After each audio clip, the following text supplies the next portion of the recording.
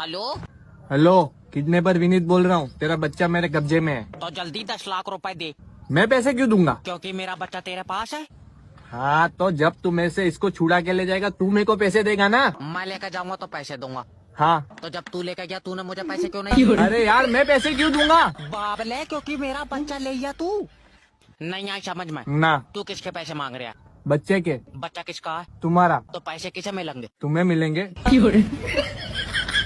नहीं यार, ऐसा तो नहीं होता होगा।